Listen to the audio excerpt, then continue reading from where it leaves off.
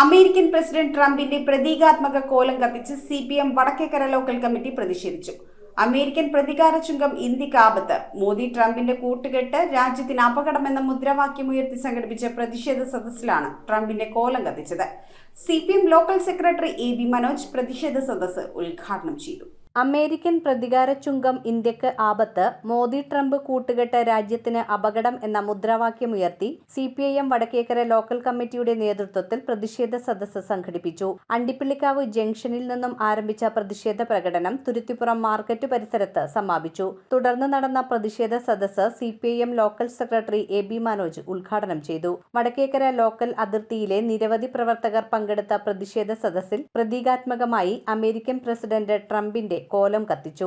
CBBG, KC Sabu, KS Sreejith, Akhil Bavachan, KS Janardhanan, VS Santhosh, NS Sudheer, സൈബ Sajeev എന്നിവർ നേതൃത്വം നൽകി.